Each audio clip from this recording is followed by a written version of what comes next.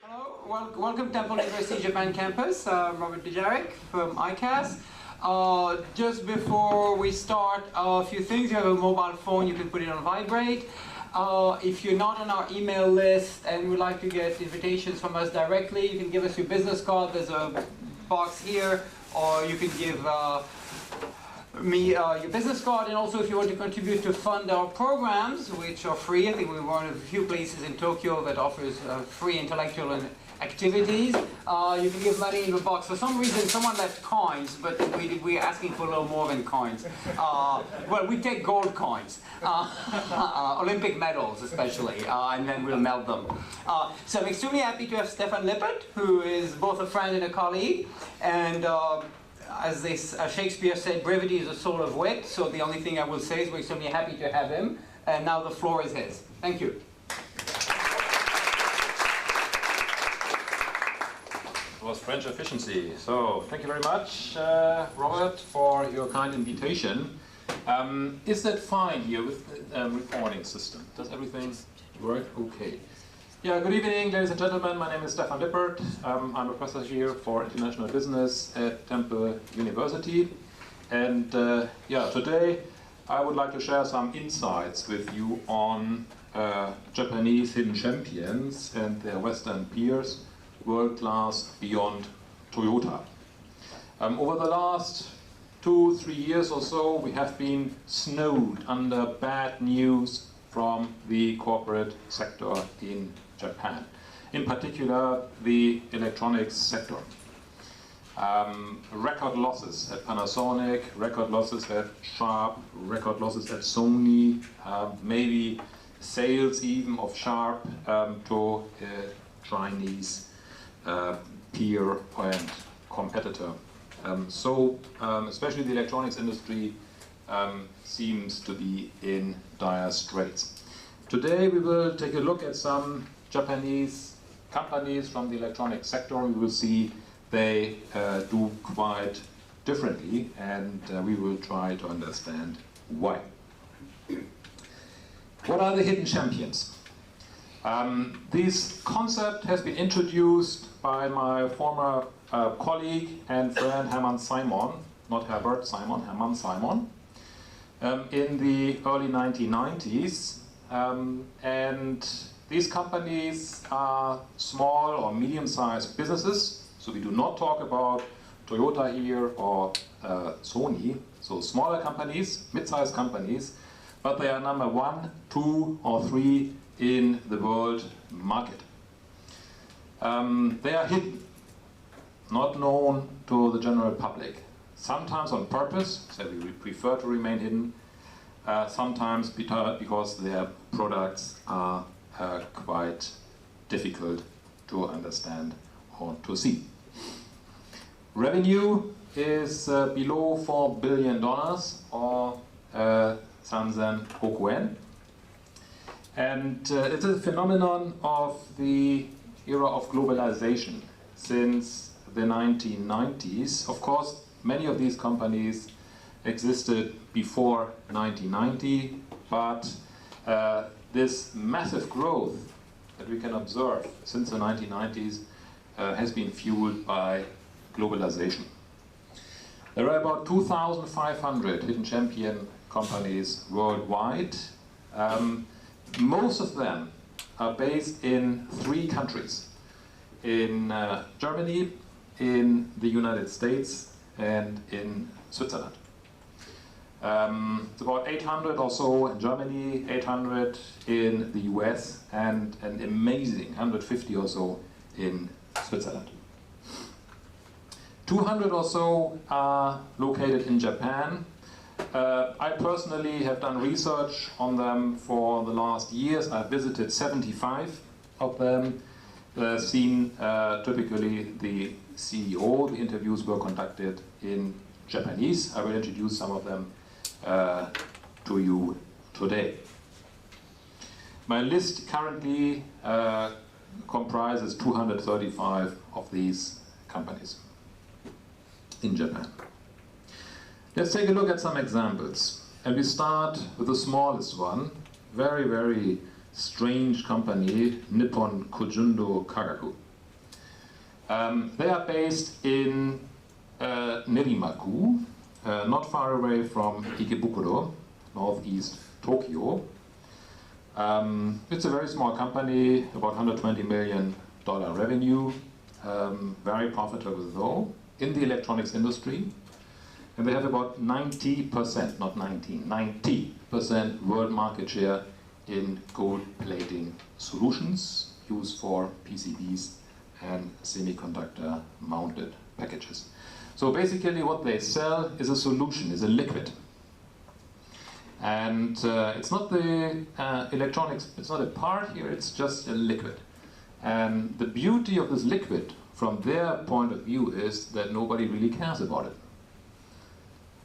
Probably all of you own electronics products, and so in all these products are Nippon, Kojundo, Kagaku solutions, but you can't see them, they are totally hidden. Well, these guys here, Optoelectronics, that's a company in Warabi, Saitama Prefecture.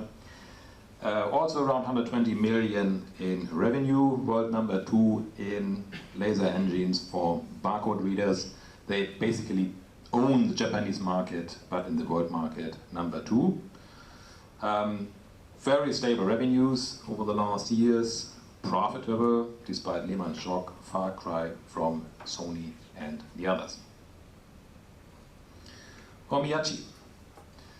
Miyachi is located in Ueno, not far from Ueno Station. There is a small high-tech community in that area. This company was founded in the 1970s by 3 Japanese engineers. Their goal from day one was world leadership, and they have now 60% or so of the world market for fine spot welders. $250 million revenue, very, very profitable, except for 1 year, 2009, and 27 international subsidiaries. Again, this is a Japanese company, 250 million, but 27 subsidiaries, not offices. Most of you probably have an iPad or another tablet, but that is not basically an Apple product. Wacom, the Japanese company, they were around much earlier and had this kind of product. Unfortunately, they used it and sold it and still sell it only for professionals. So for CAD, computer-aided design, for movies, movie industry, and for game makers. But very stable business, so about 400 million revenue, very profitable electronics industry, but very profitable during the last year, overseas sales ratio 70%.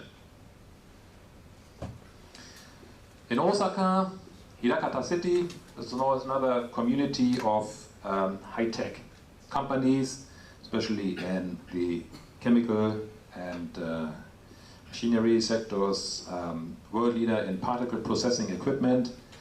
Again, not in these products, various industries, camera, even sweets, confectionery, but they provide the machinery that is necessary for particle processing.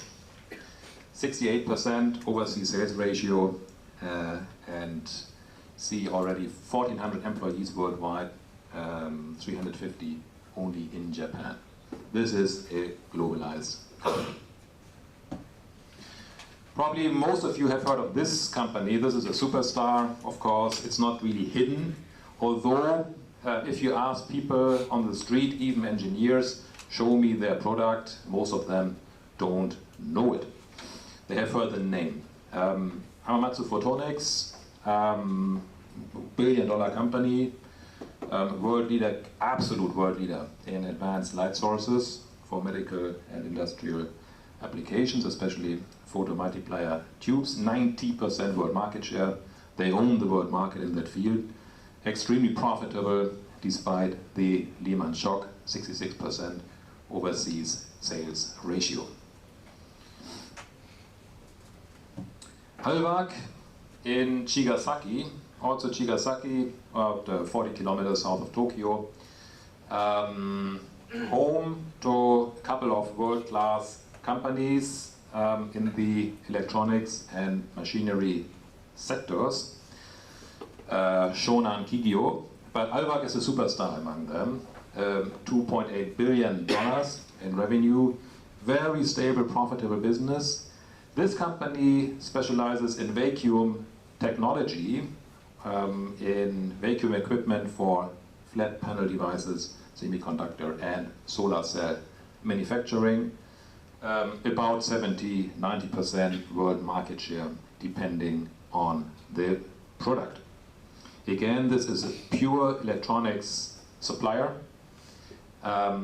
dealing with the semiconductor industry worldwide. Main customer is Samsung. Very profitable. So it is possible.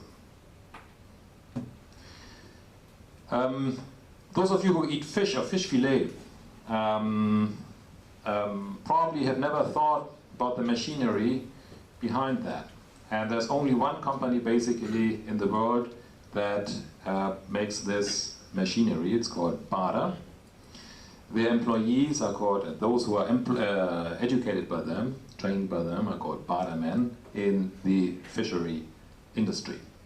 Overseas sales ratio 90%, very hidden company, nothing to find about, find out, nothing can be found out about them on the web, but they own the global market. Very profitable, of course. Your money, not this one here, Robert, but the money that we, Robert especially, is looking for. So the paper money was produced on these machines from KBA, König and Bauer, the oldest printing press manufacturer in the world, by the way, 1817, 200 years ago. 90% world market share in money printing machines. They also own the market. Sometimes when you travel through Shinagawa, you see these machines, these rail track maintenance machines or track laying machines on the tracks. Austrian company, interestingly, Japan with its super high-tech Shinkansen train technology does not play any role in this market.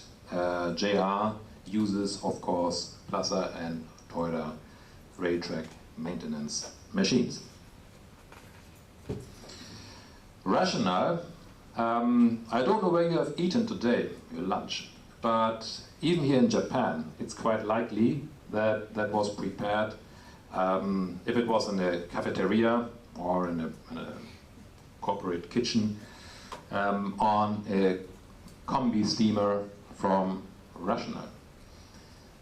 They own the world market, or at least half of it, 54%. The machinery is used by the Empress Palace, by high-tech, high-level restaurant chains like Naraman, but also Kentucky Fried Chicken and many other restaurants.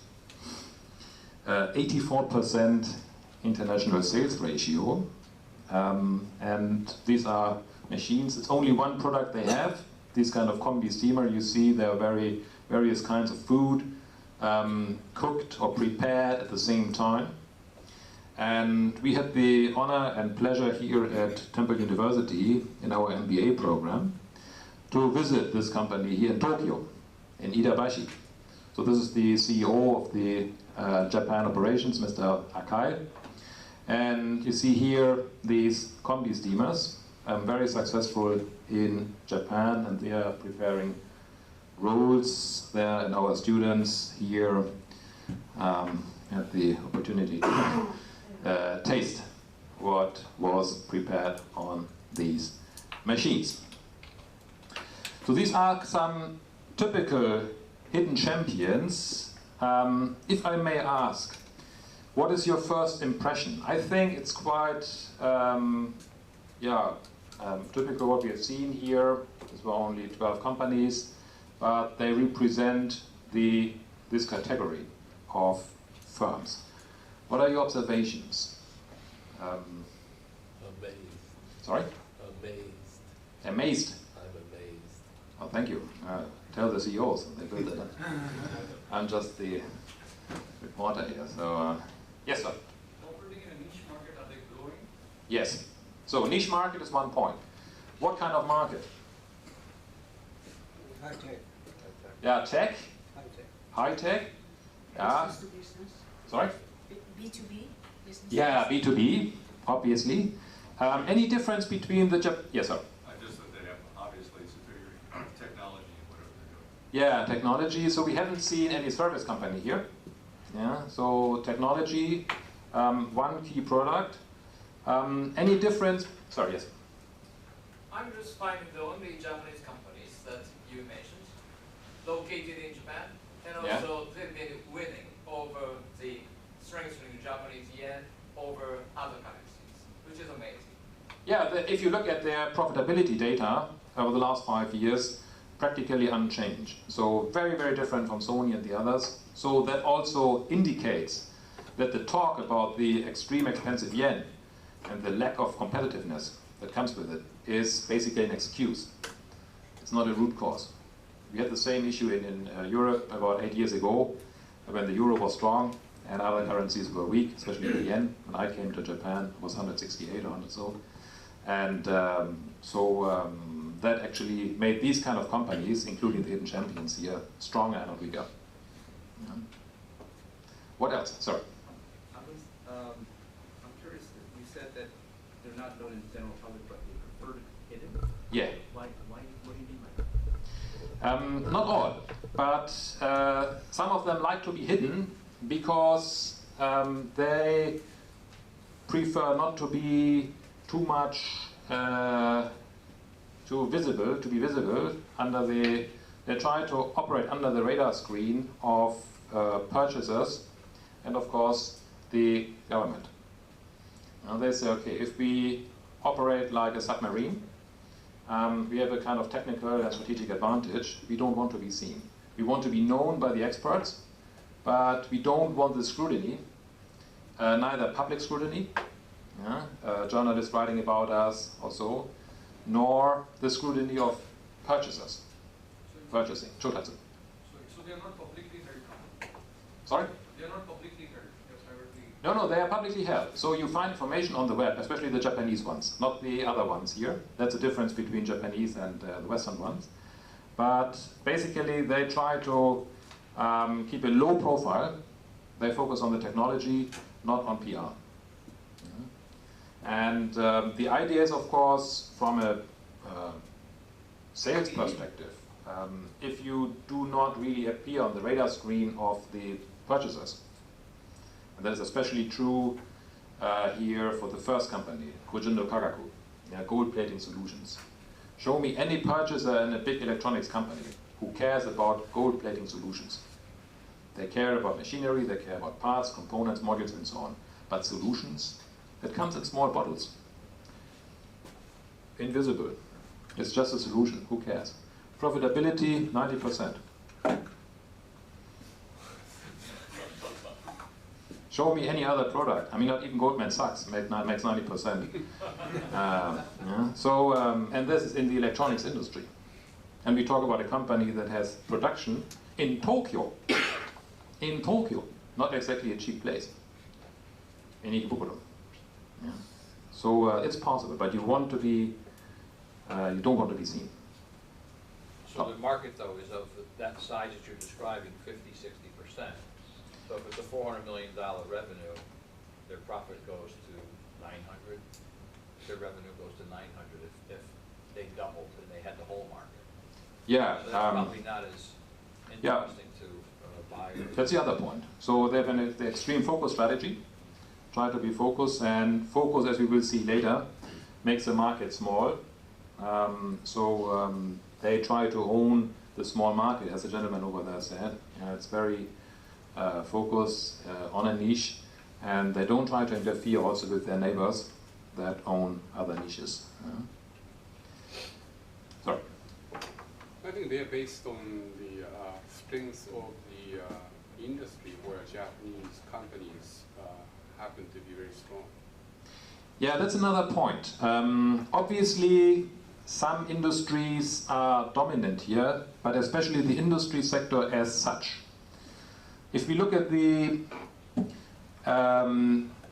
sectors here, I chose Germany as a comparison here, the comparison case.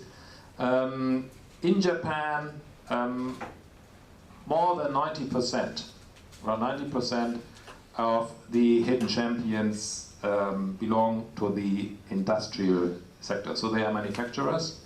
A few consumer goods companies like Arai, motorcycle helmets, or Shoei, motorcycle helmets again. Badminton, yeah, equipment, companies like that, but they're very few. Services, you can count on one hand. So it's industrial goods, which is quite amazing, because if we look at the GDP, Japan's economy, as well as Germany or America, is clearly service economy. Yeah? So services account for 75–80% of GDP. In Japan, it's a little bit less than in the US. The US is here the red, Japan is green. But in the US it's 79%, Japan 72%, Germany 69%, in that range. So obviously 90% of the hidden champions of these world-class companies are concentrated here on 1/4 of the economy. The industrial sector in Japan is a minor sector. Almost all companies we know, internationally we know, Ricoh, Toyota, Honda, Canon, and so on, Sony, belong to this sector here.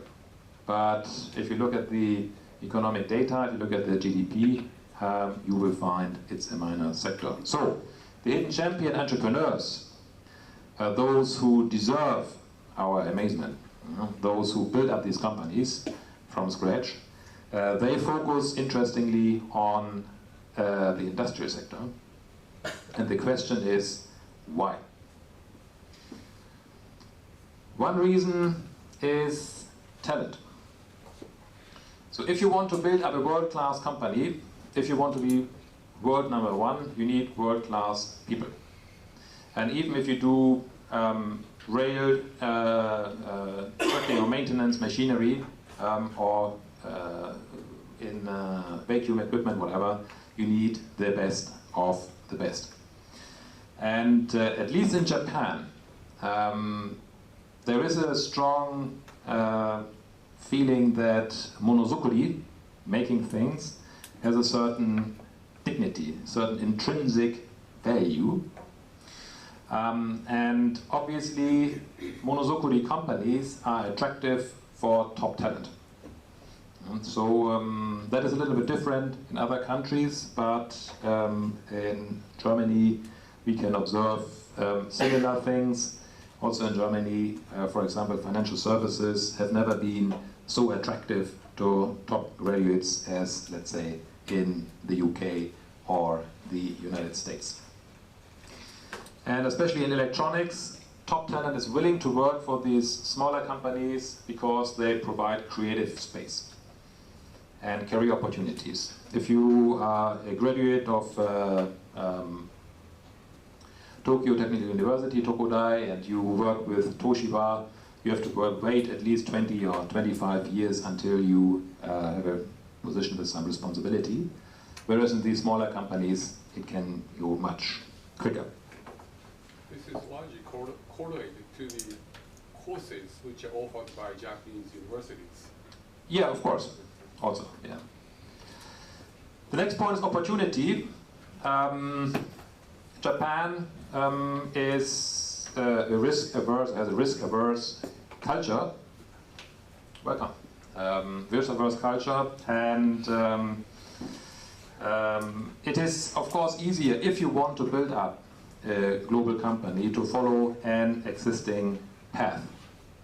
So the Japanese manufacturers, the big ones, the Toyotas, the Ricos and so on, they are globally active. So if you supply to these companies, if you build up a position as a supplier to these companies, it's much easier to go global than by starting from scratch.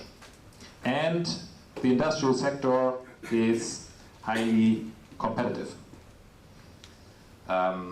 If you start, let's say, an electronics firm in Shinagawa, and you survive the first 5 years, you are most likely world-class or close to the world-class.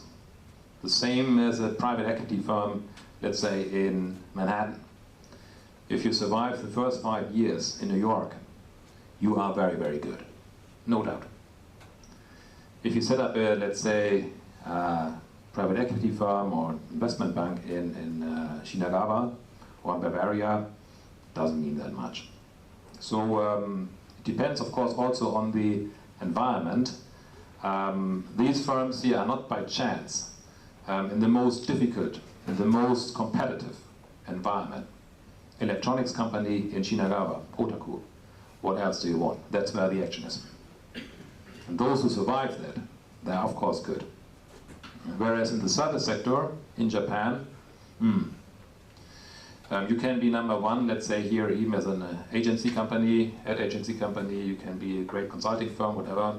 It doesn't mean that much on the global market, because most of the service companies, especially professional services, are American or British. The third factor is very simple, people versus product. If you try to globalize a service firm, you have to have the people who speak the local languages and can provide these services. Whereas selling, let's say, vacuum equipment or selling money printing machines, that's a talk with engineers. Very, very easy to create, let's say, a sales document for these machines. It's based on performance, on data sheets. Whereas service company, globalizing service company, different story.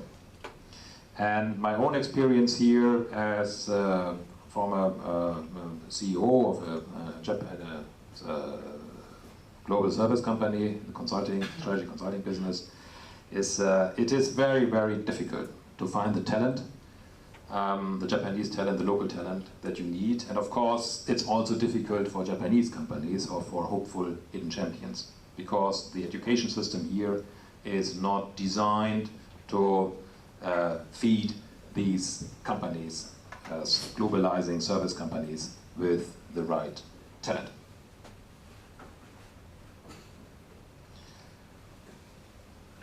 In terms of strategy, these companies are worldwide very much alike. They follow two basic approaches. One is specialization. They believe that only concentration and focus leads to world class. And the other one is globalization. Global selling and marketing. The problem of specialization is simple. It makes the market small. If you try to sell combi steamers only even in the US, huge market, but $14 trillion economy, but still it's just a part of the global economy, so you have to go global. If you sell these plating solutions in Japan, well, it's a market, but it's just 8% of the global economy. So if you specialize, if you focus, and you want to grow, you have to go global. These two approaches are interdependent. They belong together. And the Japanese hidden champions really stand out. Very few mid-sized companies here do have international business. This is a METI chart here, Ministry of the Economy. Japanese meaty. And it depicts here small companies, let's say here 50 to 100 employees, and only 7% out of these companies, and that's quite sizable already, 50 to 100. That's what we have in this room here. No? Yeah? Only 7% have any international business. Only 7%, so 93% completely domestic. And even if you look at quite large companies, 500 to 1,000, 500 to 1,000, only 1/3, 34% of these companies in Japan has international business. That means 66% totally domestic. Yeah. So basically the SME, small medium enterprises sector in Japan is domestic, and only few companies like our hidden champions stand out. And that also explains why they are a little bit bigger than their, for example, German peers. The German hidden champions on average 326 million revenue. This is the newest number that is available, unfortunately. The Japanese companies are significantly larger, and that means obviously they need to have more volume, more size in order to go global. One thing here in Japan that I often encounter when I talk here with executives from smaller companies, say, yeah, well, Lippert-san, you are right. Yeah, we should do something, but we are small. So we are a supplier of Honda. We have always been a supplier of Honda. So why should we go global, and who should do it? Let Honda do it. We are a supplier. Or they say, well, look, Lippert-san, yeah, we want to do it. And we are very active. But our bank, unfortunately, doesn't introduce us M&A targets. We want to buy a small German company, small American company. But zandan nagara, Lippert-san, don't introduce M&A opportunities to us. So we can grow global. Maybe an excuse. Because most hidden champions do not do M&A. Do not do M&A. Grow organically. And some say, yeah, but you have to understand, this is, for you, an American, that's maybe not a problem. But for us, we are a Toyota supplier. Look, we cannot do business with Volkswagen. That's a betrayal. Because Toyota, that we nurtured us. We grew. We are thankful. And if we now do business with Hyundai, with GM, with Volkswagen, that's not acceptable. So we stay with Toyota. So these are some reasons behind the constraint or the self-constraint of Japanese mid-sized companies. And obviously you can overcome these constraints. The hidden champions have done it. The hidden champions do it, but it's a small group. Specialization or focus. The question already came up. They try to avoid the keiretsu and the pressure that comes with it. All these companies that we have seen here do not belong to any keiretsu. Keiretsu means conglomerate. Yeah, like the Mitsui keiretsu or the Toyota keiretsu or huge conglomerates. They don't belong to these conglomerates, and they don't want to belong to these. They give up the safety that comes with belonging to such a conglomerate in order to pursue an independent global strategy. And they also don't want administrative guidance from the government. Could you expand on that point a little bit? What are you talking about there? You mean the first one or the second? The guidance from the government. Guidance from the government means that, like for example, Sharp, or the big electronics companies are in close relationship with the government, with bureaucrats. Most of the bureaucrats are not experts in that field. They have great university degrees, but they are not electronics engineers. But they know pretty well, or at least they think they know pretty well, where the industry is going, what the key trends are. And they provide, kindly enough, guidance. And if you are the receiver of this kind of guidance, it's pretty hard to turn that down. Because at the end of the day, you want good relationship with the government. So if you don't have relationship with the government at all, you don't receive guidance. And that means you can follow your entrepreneurial instinct, and you can act as an entrepreneur, and not as a partner of the government. So these companies avoid government interaction.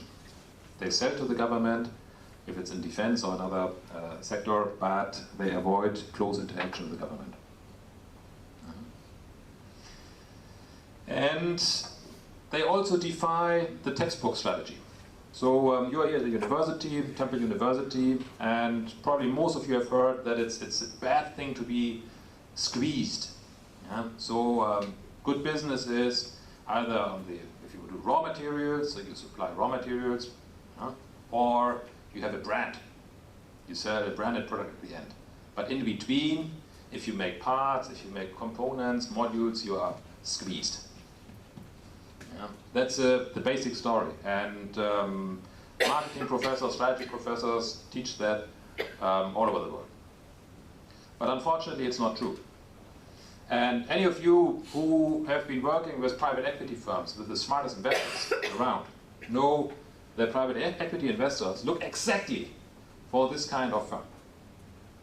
Exactly for this kind of firm that makes everything wrong in terms of textbook strategy. Because they are deliberately positioning themselves as a supplier, tier 2, tier 3 supplier, as a module or component supplier.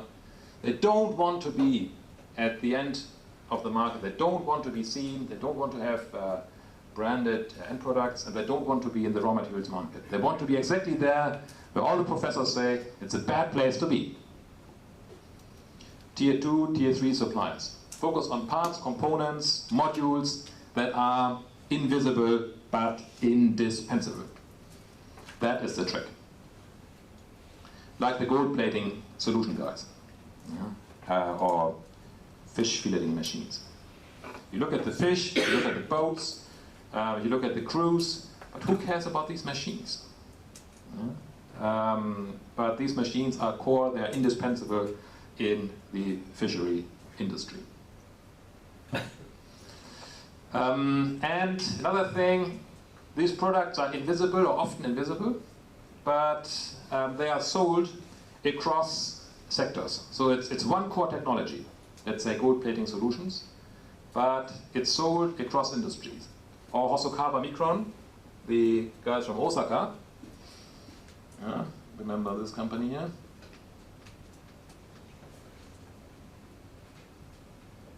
Very typical. One core technology, particle processing, but customers here, camera industry, packaging industry, confectionery industry, very, very different industry. But one core technology. And if you are in the chocolate industry, you do not care about particle processing technology. You care about the milk, you care about the cocoa, you care about other ingredients. You care about people, you care about packaging, you care about retail channels, branding, but you don't care about these damn machines. And that is invisible but indispensable. Probably a few minutes? Yeah, Okay. 1 minute. Oh, that's challenging. Good. Well, it's a challenging school. All right. So these two approaches, it's a high risk, high reward strategy because sometimes if you have a market crash or technology change or whatever, and you have put all your eggs into one basket, you are at the risk of losing everything. On the other hand, if I look at the hidden champions over the last 20 years, I have to say that very, very few companies, probably less than 1% per year, are either go bankrupt or are merged or acquired, whatever. So the failure rate among these companies is remarkably low. And what they do to survive is keep leadership in R&D, so be technology leader, strong profits in good times, and geographic diversification early on. That means sometimes from the first year of business or after the 5th year, 10th year, aggressive globalization to China, to Japan, to Germany, to South Africa, whatever, because some markets always work. That is the balancing factor here to the risk of a focused strategy. I asked Komiyama-san, who actually comes from Komatsu. He's now the CEO of Miyachi, and about diversification. And he said in English, waste of money. That's exactly the spirit. Yeah, no diversification. They do only fine spot, laser welding, and that's it. So we skip profitability, and I think we can then open for questions. Thank you very much. Yeah, thank you.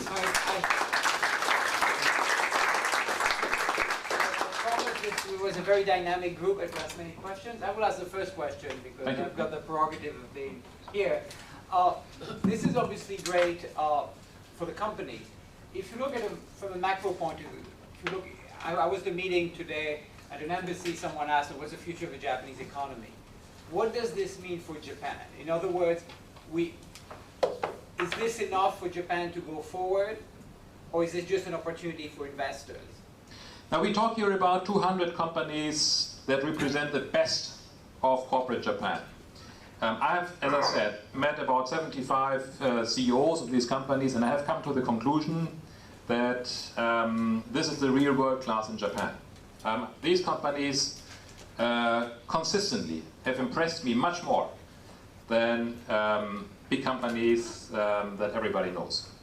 So one thing is that we can take away here, you can make a lot of money as a company, as an investor, even in the electronic sector. So these companies are thriving.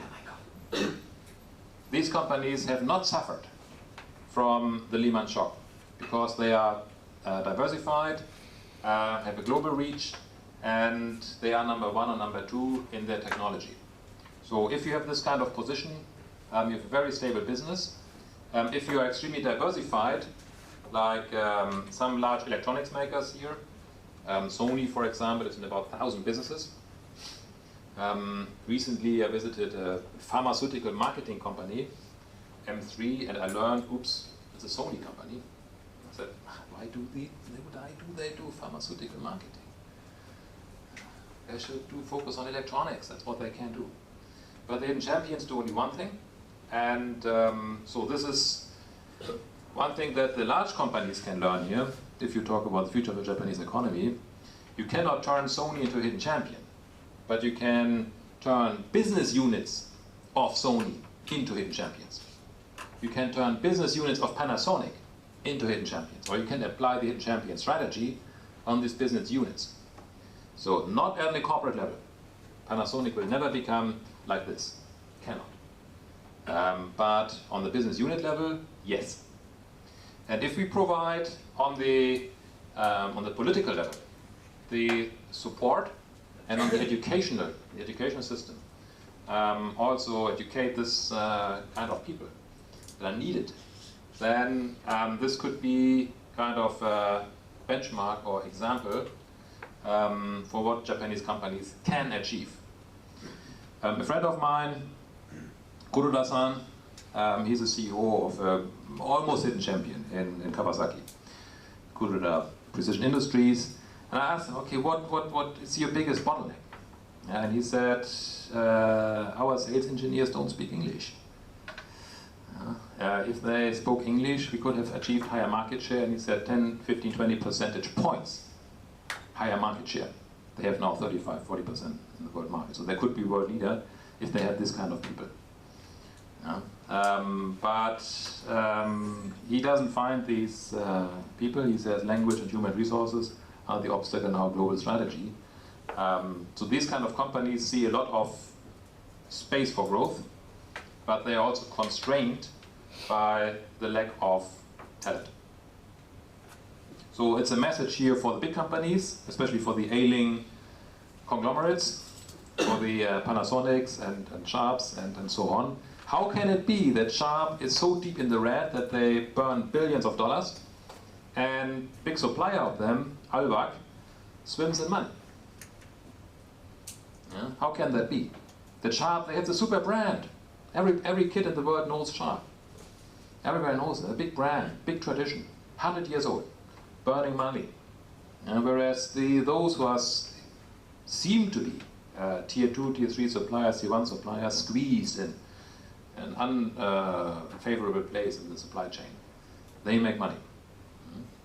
So it's smart strategy, and it shows you can make money in the electronics industry. You must not give it up, but you have to do it in the right way, with the right people, with the right strategy, and then it works. That's the message here. Thanks. Okay. Lots of questions. Tag, and then Sato-san, and then the person behind Sato-san. So, and then we'll go to this side of the floor. Thank you, Stefan. That was fascinating. The established hidden champions, how do they finance themselves? Is it primarily retained earnings, or you mentioned that they're mostly publicly traded? Is it primarily retained earnings, or they use banks? Or primarily retained earnings. Yeah. Okay. Then the newer hidden champions, the ones who are just getting started, where do they raise money? And what would you recommend? How would you recommend that Japan's financial system be improved to allow them to raise money more easily? Yeah, first, I mean, you need a business model that works on a global scale. You first need to set up this kind of company. So if you have this kind of company, if you have a strategy, you have access to capital. It's a very different growth concept here than, let's say, Silicon Valley. But from where? Access to capital from where? Yeah, I don't see any lack of capital here in Japan. I see lack of strategy and lack of entrepreneurial spirit here. But I don't think that it's a big problem. If you look at SoftBank, you can get 20 billion to buy an unprofitable American telecommunications firm. If you can get 20 billion for that, you can easily get 20 million to buy a new machine or whatever. I don't think that, I mean, you're the expert on financial markets here, but I don't think that access to capital, at least in the companies I work with, they don't complain about that. Okay. They complain about access to people. Okay. So Jinsai. How do they get capital in the beginning? That's what I'm. That's what. Yeah, what do you mean at the beginning? When they are hidden No, I mean when champions? you have a great idea for hidden Yeah. champion. You know, you have a great idea, but I mean historically in Japan, the price of raising enough money to get the company going is loss of independence. You join the cadence, so you have to get the administrative guidance. I mean, it's very difficult. Yeah, of course it's difficult. And that's why what I'm wondering. I'm wondering if you have some insights. What are some of these companies doing to stay away from?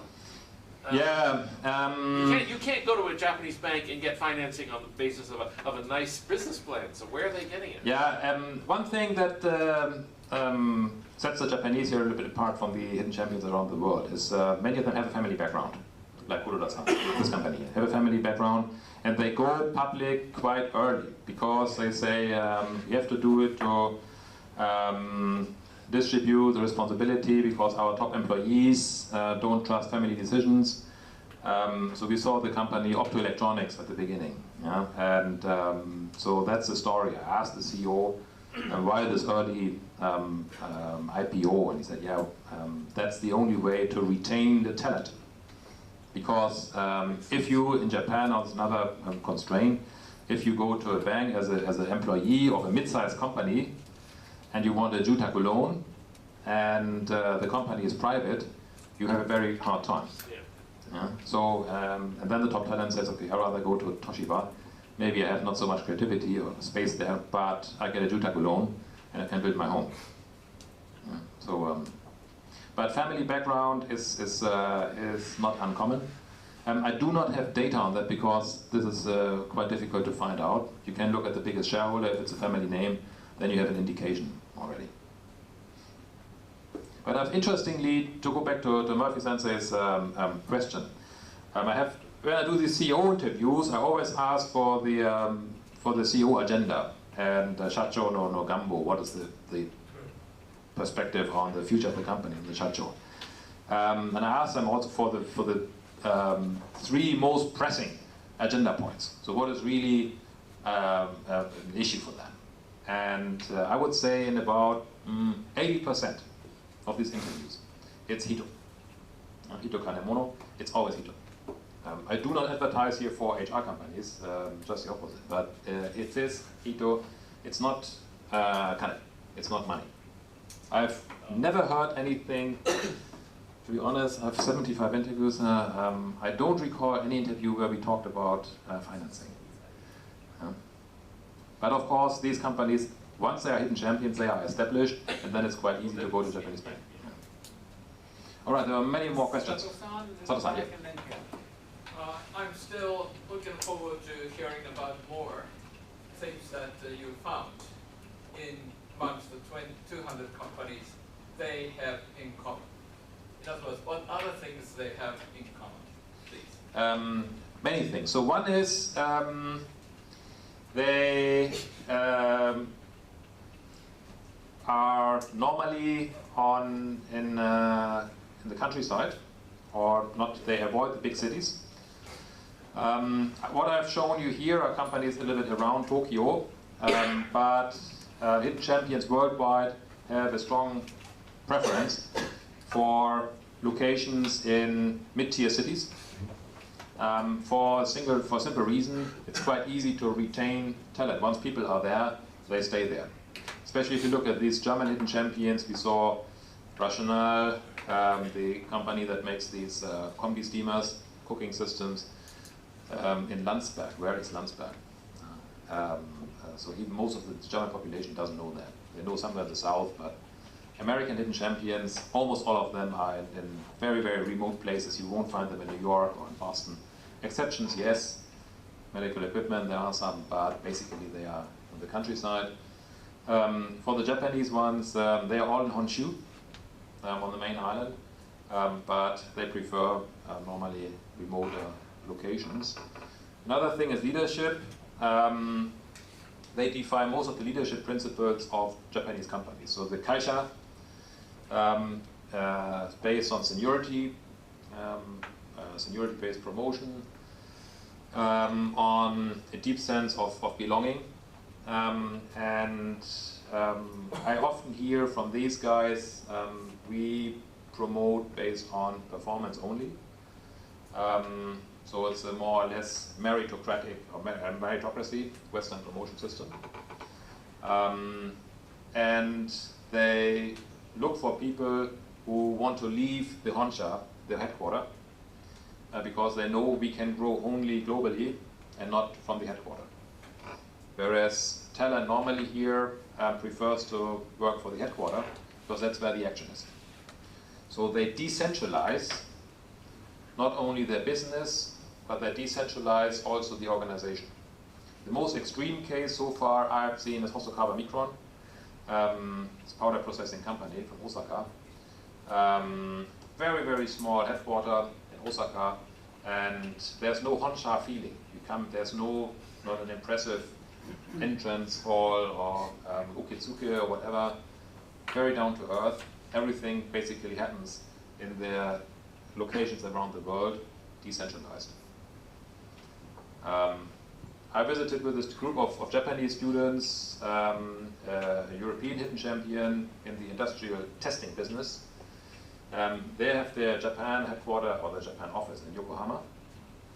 And then it's a company with $1 billion revenue, TUV.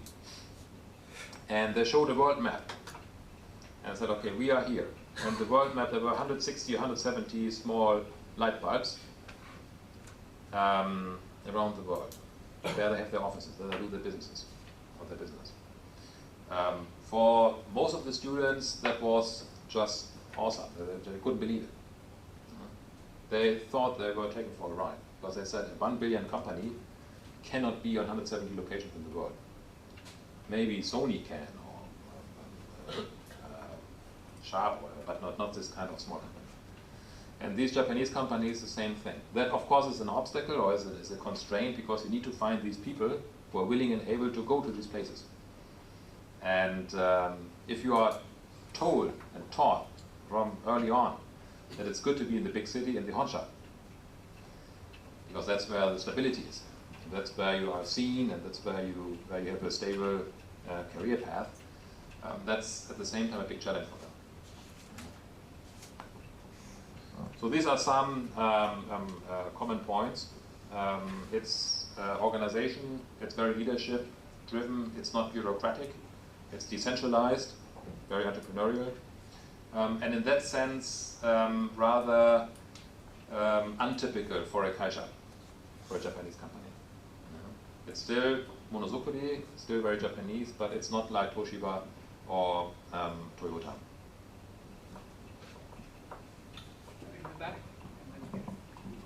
Thank you for a great presentation. My name is Tatsuo Sugimoto. I'm a medical doctor. I have many questions, but this problem is very complicated. And Yes. there are many factors. Yes, to improve, Japanese current situation.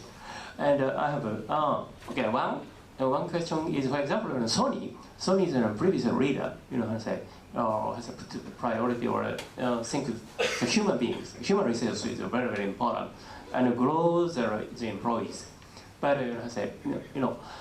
previous CEO, I forget the name of the CEO, but was very slow to cut the electrical appliance parts. Even though those sales were not so good. So people say, or experts say, Sony's biggest way was that. But contrary to that, human resources are very, very important. So and due to the Japanese cultural background, one of the big obstacles is Japanese culture or Japanese society is made up of human connections.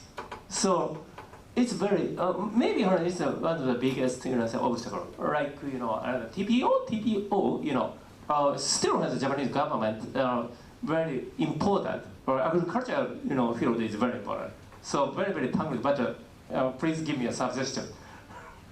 Yeah, that's one of the challenges here for the hidden champions as well. We call it the kaisha dilemma. Yeah. It's I mean, on one side, as you said, the strength traditionally is actually their Japaneseness. Yeah. The strength is a very efficient management process. It's a very efficient communication based on the same values, based on the same language, based on the same, sometimes even upbringing, like the Sanyo Mura in Osaka. Everybody comes from the same schools and so on. That's one thing. So why change a winning team? Yeah, because the circumstances have changed. Yeah, because that worked very well in the domestic market, but if you are under attack by Korean, by Chinese, and in the future maybe Indonesian companies that have products that are just good enough, 60-40, 60% of the performance, 40% of the price, which is not uncommon in many industrial markets, and you have to shift to the knowledge driven business, driven by R&D, global sensing, and you need to attract top talent, global talent. Then you cannot preserving the Japaneseness. Yeah? So whatever you do, if you focus on Japaneseness, the root cause of your traditional competitive strength, you lose the global integration. Because especially the talent, these people, many of our students here, if I ask them, with half of the audience here, students, they don't want to work in a seniority-based system. They want to work in a meritocracy. So that's difficult. But if you go for this model here, global integration, you lose Japaneseness, you lose this specific flavor, the horenso, the smooth communication, and the understanding without words. This mugon no bunka, that you lose. You need to meet explanations. And companies that are trying to make this change right now with brutal force, like Rakuten, and I don't know whether somebody is here from Rakuten, normally. They encounter incredible difficulties and resistance in the organization because it feels so unnatural for many employees. And of course, it's a drag on performance. Because if you have to run a meeting suddenly in a language that you do not really master, you don't speak up at all, and that means that you cannot share your ideas. So that's a challenge. For probably the traditional Japanese companies, including the big ones, the Sonys and so on, more relevant, more pressing than for the hidden champions, because as I said before, the hidden champions do not try to be so traditional in their organization, in their operations. They try to attract a certain talent that blossoms in a different environment. Somebody who likes to work for a company like Toshiba will not consider working for, let's say, Kojo Kagaku. It's a too different environment, and vice versa. That's the Kaisha dilemma. Also here, where's Robert? Robert, your previous question. What can we learn now from the hidden champions? It is possible to deal with this dilemma step by step. It will still be there, but again, it depends on the people and on training, education, and of course integration of these people. That's the core issue. Thank you. Oh, sorry. Yes, sorry. You have mentioned that these companies are attractive from the perspective of private equity, but yes. can we necessarily say that these are juicy investment? Rather, we can say that it's a fragile and sensitive base. If existence of these companies is based on Japanese context, that type of dilemma will appear, or main bank will withdraw the chief finance, or the employees will feel uncomfortable for new managers. Or so the first MBO that has ever taken place in Japan, 1999, that was actually Nippon Kojo no Kagaku, the gold plating guys. That was the first MBO ever in the late 1990s. So you see, in these companies there is openness. They are longing for new solutions if the environment calls for them. So that's true. On the other hand, why has private equity in Japan on a large scale failed so far? Why have most international companies who came here over the last 10 years done no major deal in this market, or only in real estate and distressed markets? The reason is, of course, these companies are not on sale. They are still Kaisha, they are still Japanese companies. We have now the spectacular sale of a German hidden champion, a company called Putzmeister. Putzmeister is the uncontested world market leader for concrete pumps. So you pump up concrete, you build a skyscraper or bridge or whatever. And they were also used at Fukushima Daiichi to pump in water in large amounts, at Chernobyl as well. So Putzmeister, that was, as a gentleman said, a juicy target. And I personally know several private equity companies who were looking into this because it was owned by the founder, and the founder is now 80.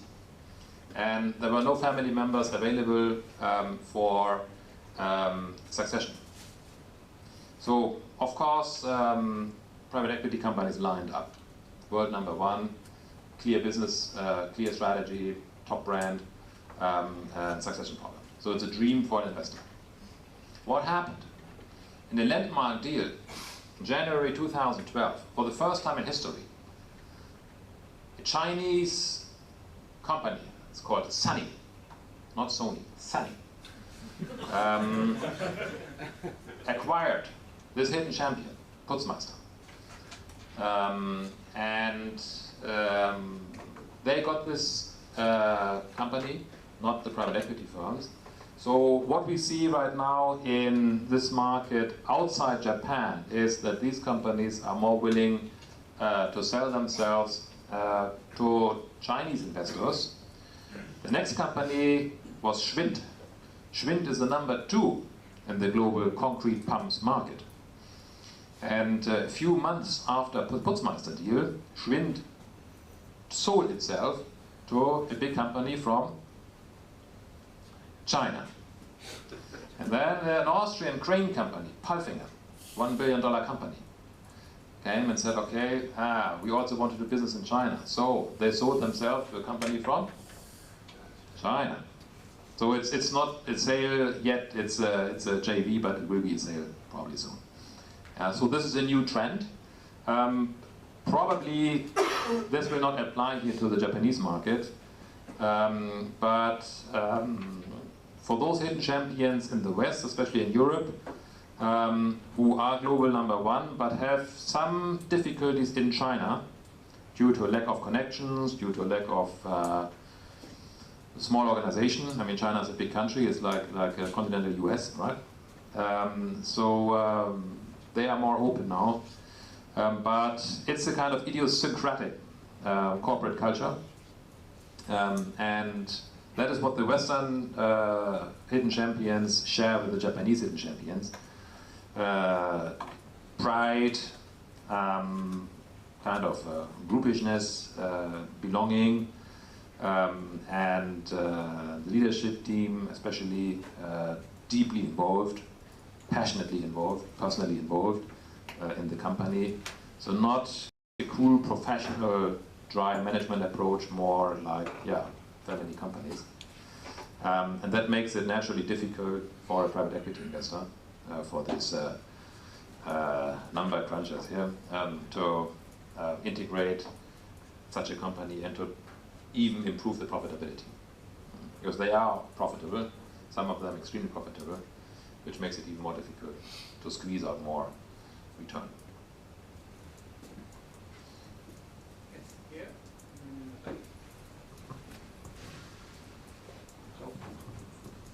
You have mentioned at least a dozen times Lehman Brothers. So what? You have mentioned Lehman Brothers. Did I? A Lehman Brothers Okay, shock. Yes. And that's in the industry, the finance industry, which makes money on money. And of course I realize that's very big. I can remember Akio Morita saying, we can make a wonderful car, put the latest improvements in it, and all of the profit is wiped out because of the exchange rate, which is again just amorphous, it's not real. And I just wonder, since all of what you've been talking about is in the industry sector, which is a quarter of the whole productivity of Japan, is this really significant, or is it going to be squeezed out by those money-hungry guys in the banks and so on who take huge profits? So these tough conditions, that's what we learned from the European case. The tough conditions make the strong stronger. The hidden champions like the strong yen. They don't complain about it. They don't use it as an excuse for weak performance. They like it. Because at some point in the future, now it makes them strong, because they have to compete despite. It's basically uphill skiing what they do. And if you're fast and as an uphill skier, you're really good. So, and they know at some point the exchange rate will change, and then they will come. And that's exactly what happens now in Germany. So what's behind the German export success? So one key driver, of course, is the weak euro. For a German company at the moment, it's a dream to compete with a Japanese company. Yeah? And that's kind of a windfall advantage they have. But again, they gained their strength in the early 2000s, when the euro was strong, or in the 1990s, when the Deutschmark was strong. They had to deal with that. Now, of course, it's easy sailing. Now there's Hela Beam here, but that hasn't always been so easy. So, for the Japanese side, if the exchange rate goes let's say, moves back to 100 or 120 to the dollar, whatever. I mean, these companies will gain dramatically. So, but if you look at the profits over the last 5 years, you will find that these companies are only very little affected. And those who have a decline in profitability, it's typically driven by other factors rather than the Lehman shock. George, Brian, then Tag, and then here. So George, and then Brian. George. Hi. If I'm not mistaken, the German companies that you referred to, they're part of what would be called the Mittelstand? Yes, yes, right? There's a Mittelstand, yeah. And the Mittelstand is obviously regarded as being very much an integral part of the German economic success story. And I'm sure in Germany they don't have academics such as yourself giving lectures on the Mittelstand because it's so obvious. Do these, and in Japan we have the big companies and the SMEs. Do these companies in any way constitute a kind of Mittelstand in Japan? And if so, why are they not identified as a sort of particular group of companies other than just in the mass of SMEs? Yeah, Japan has a Mittelstand economy, very, very similar. If you look at the key measure, it's very, very similar to Germany. But these Mittelstand companies, or the SMEs here, especially the M, medium-sized companies, middle, like M, are not globally active. So they are not known. And that's the reason why, if we look at the Japanese economy, even if I ask our students, tell me 10 Japanese companies, it's always the same, it's always Honda, Toyota, Sony, and so on, the big manufacturers, not even insurance companies or whatever. The difference to Germany is that if you, unfortunately I do not have this chart because it's not available, as far to my knowledge, it's not available for Germany. But if you have here, again, these are, let's say, 300 to 400 employees, only 20% of the companies have international business. Yeah? I do not have the data for Germany, but I would estimate that we have at least 60% in Germany, and here for those 1,000 employees, we are close to 100. So that makes a big difference. Even small companies here would have international business, and that is the backbone. Stefan, yes. let me just take the advantage just a parenthesis question. Thanks. Obviously, the difference is that European countries are smaller and they're continental. So, you know, if you defined international for a German company as outside EU plus Switzerland, Norway, would you where do you think the percentages would be? Because that would be the right comparison between. Yeah, 50% reduced. But do you think it would still be higher? Yeah, of course. Okay. Of course. I mean, distance matters, and of course, it's easier for a company from Switzerland or Holland to be an exporter, to be international, because you can walk across the border. Whereas here, it's 10,000 kilometers. And you can swim. That's clear. That's clear. Swim to Tokyo. Yeah, if you, as you said, talk just about overseas business, you would still get significantly higher numbers. If you look at exports, you often hear Japan is an export economy, and if you look at the data, it's just not true. The exports in Japan are in the range of France, Holland. Not in the range of China or the other big exporters. So that's a huge difference. The reason is that most of the exports here in Japan actually are done by these large companies. But the backbone of the German export success, the Mittelstand, doesn't exist here except for the hidden champions. And the basic problem is sales engineers in Germany, they can operate globally with Japanese is that oversimplified? I would say that's a little bit exaggerated, but basically yes. Yeah. So they are willing and able to go abroad, but it's not only the sales engineers, it's of course, I mean, service companies as well.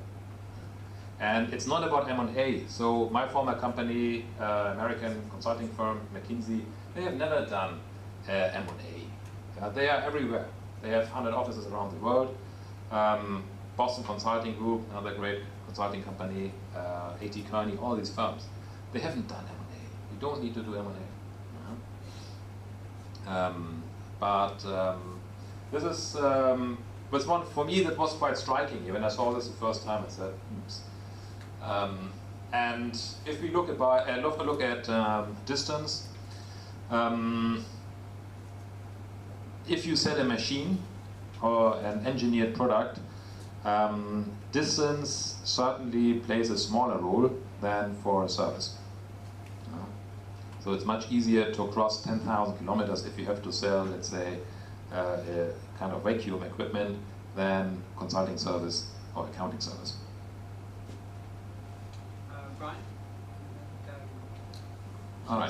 Thank you. Brian Minahan, I'm with Sankoban. I was at a seminar last year, I don't remember which one it was, and it was the first time I heard the term hidden champions. Lo and behold, the speaker at that seminar that talked about it was another German professor. Probably. He comes, by the way, if you want to learn more about this topic, he comes to Tokyo in the end of this month. 25th, 26th, he gives several talks, I think also at the American. So this is, it's not and he gives a talk on this issue, but just by the way. Which is exactly where my question was going. What else is out there in the literature? Papers or maybe a book that you're writing? Yeah, I'm writing a book on this, and it will be published next year. There are papers out there, so drop me an email if you wish to receive something. Email address is lippert@temple.edu.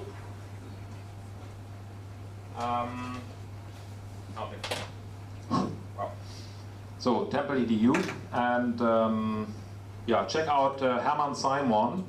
He is the author of the Hidden Champion book that was first published by Harvard Business School Press in 1995.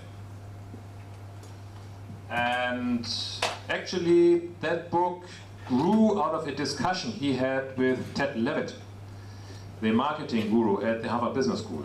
At that time he was teaching at HBS and Harvard Business School, and the question came up, what is behind this Mittelstand phenomenon? Yeah, and why are some of these Mittelstand companies so dominant? And then they came up with this hidden champion concept.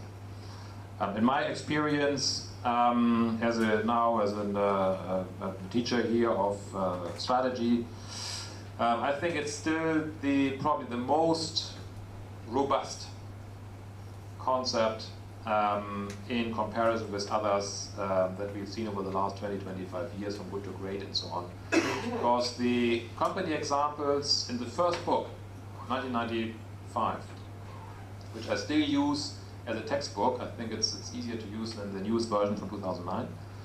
But the company examples from that time, they're all there still. They're all around. Show me any other strategy book, any other strategy concept, where 17 years after the first publication, the companies mentioned as examples are still around and are still healthy. This is the most, probably the best indicator here for the soundness of that concept. Of course, one reason is they don't like to be bought. They don't like M&A, so they don't disappear by M&A. But they also don't fail, they don't go bankrupt. Tag, and then the question here. So tag. Yeah, do you have any data on the total percentage of Japanese either industrial sector profits or total corporate profits that are accounted for by the hidden champions as you define them? I do. So here is the data for 2008, which was the last, if I can say, normal year. And the comparison data from Germany in 2006, so I use these data here. And it shows that the services sector clearly stands out. So the few hidden champions in the service sector. Again, this is hidden champions, Japanese hidden champions across sectors. Yeah? Not the sector.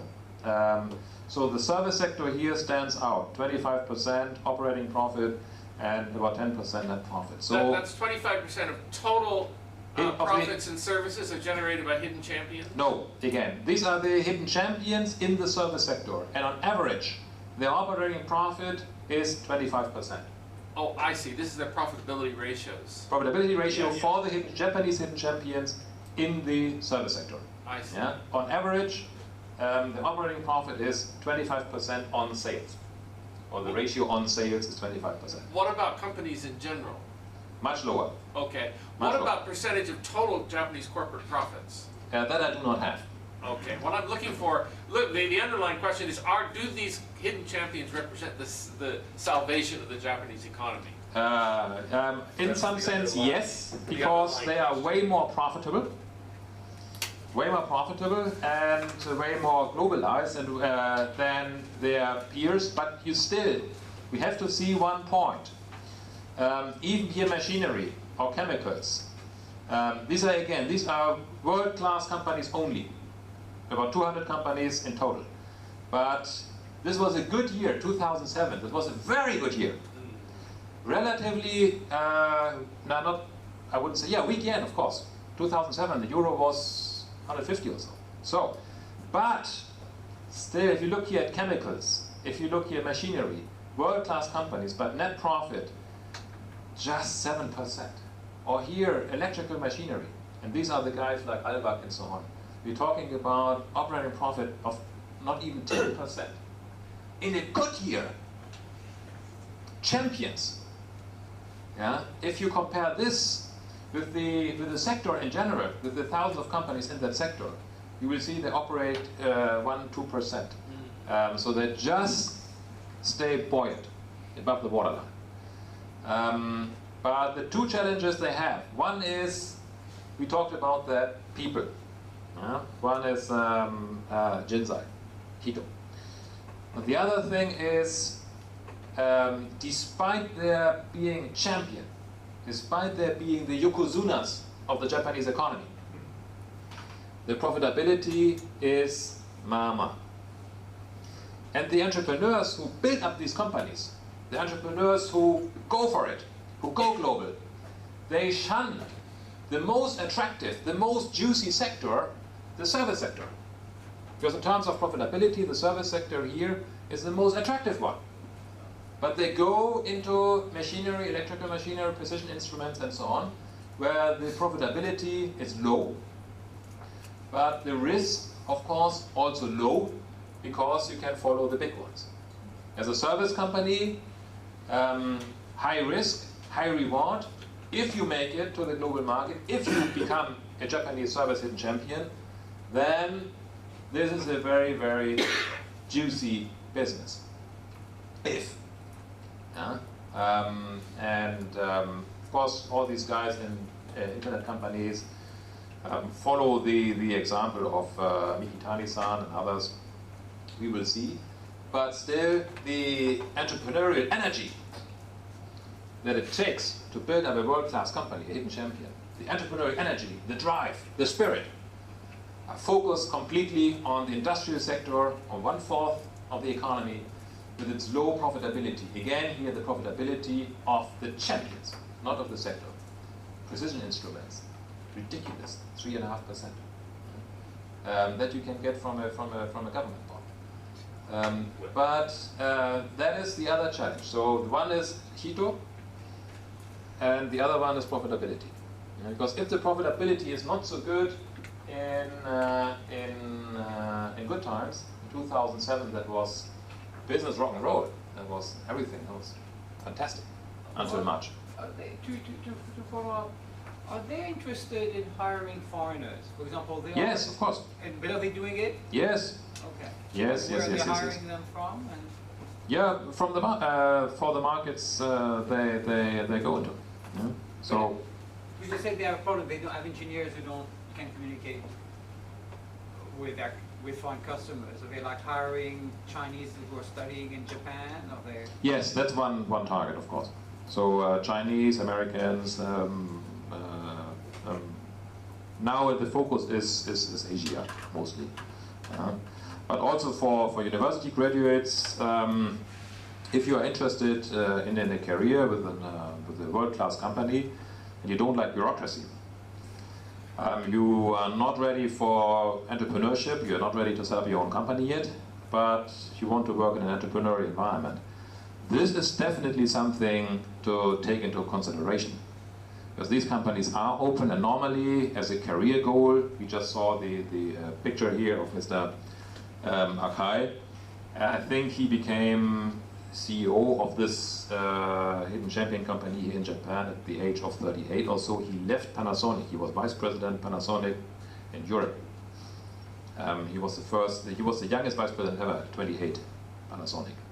And he left Panasonic to join a hidden champion because he saw the way to the board, the top management position, would be another 20 years or so, and he didn't want to wait that long time. Yeah. So as a career opportunity for foreigners, and of course for Japanese, I think that's very attractive. If you can live with this kind of idiosyncratic corporate culture. It's not a professional firm, it's not like, doesn't feel like an American bank or like like Toshiba or so. They are a little bit strange, but yeah, they're world class. You had a question, sir? Yeah, sure. Yeah, I think you mentioned about the government guidances. Mm-hmm. I think the strengths of the government guidances are very weak now. Let's say compared to 10 or 20 years ago.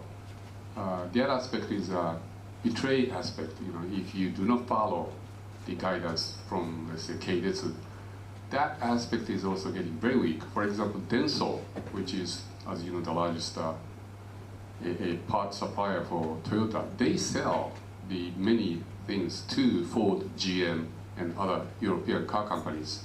So I think these two aspects are getting very weak these days. The other thing is about human resources aspect.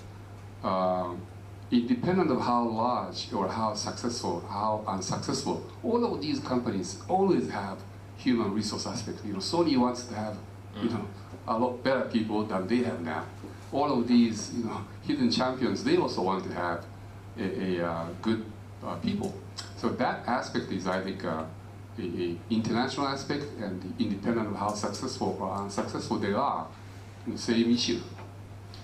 Yeah, for these hidden champions in the electronics sector, machinery sector, of course, currently it's a very good time in terms of hiring, because they have access now to top talent from the large electronics firms.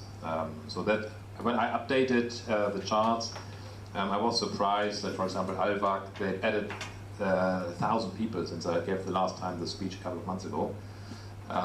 And that is semiconductor equipment manufacturing in the current market conditions. They had 1,000 people. So that shows already where the action is here. Yeah. Whereas Sony, I mean, they have lots of people on staff. So that's one. My point is that is not the issue of only hidden champions. Right. Yeah. We've unfortunately reached the end. If you want to make a few concluding remarks, Stefan? Maybe one question from the gentleman over there? Okay. Can I ask? Yeah, sure, please. And then I combine it. Thank you for that. This is also a goodbye question. I'm leaving Japan end of this month. I'm happy to meet you all for the last 3 years, and hope to meet you in Beijing if you come over there ever. My question is this one. I don't like this sort of perfect stories, and in your presentation everything is so perfect. Can you give me one single example of disappearance of one of these hidden champions at all? Of what? Sudden disappearance of disappearance champion. Yeah. Bankruptcy. Yeah, no, bankruptcy, honestly, I don't have one. I don't have one. Tautological. Yeah, it's a champion, yeah. That's, yeah, hidden champions by definition. I just mentioned Putzmeister. The Putzmeister story, That is a sad story because they were #1 in the world for 30, 40, 35 years. And they failed in China. And for many European hidden champions, German hidden champions, American champions, Japanese hidden champions, China is a big issue because they lack the political connections and the political power that comes with size. If I'm a GE and I have a meeting with a local party member, or if I'm Putzmeister, it's a very different story. China is kind of a litmus test now for the strategy. It worked very well in the 1990s, but now the Chinese are having their own administrative guidance and build up these so-called strategic industries. And they have, of course, many advantages like cheap financing and so on, the right political connections, access to projects in the country. And that was the end of Putzmeister's independence. Yeah. So that's one story. And I expect more stories like that, Schwind is another one, Palfinger and so on, like that in the next years. Because in China, to do business successfully in China, especially across the country, size does matter. Size is an intrinsic advantage. It is better to be Siemens or GE or Hitachi than a small company, because you do not, if you have 500 or 1,000 people on staff, you cannot cover the entire country. Yeah. So that remains to be seen. Yeah, concluding remark. Thank you very much for your interest and for your great questions. Please keep an eye on these companies if you find one. That's the way I found a lot of them. Drop me an email. I still add one or so per month. And those are typically introduced to me by people who were in a lecture or in a seminar or saw me on TV or whatever. That is the best thing in order to complete this list. I have the feeling that we are now pretty close to completeness. There may be 300 in Japan in total, but very difficult to find.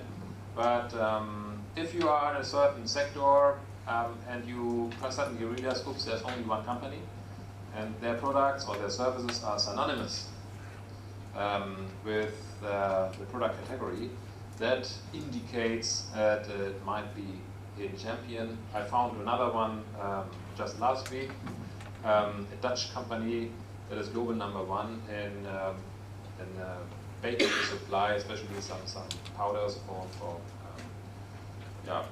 bakery business. You don't look at these powders, but it's a $1 billion company, and product CMS, and typically champion. I checked them out on the web, everything in place. And I think there are more in Japan, and so yeah, let me know. Thank you very much for your attention.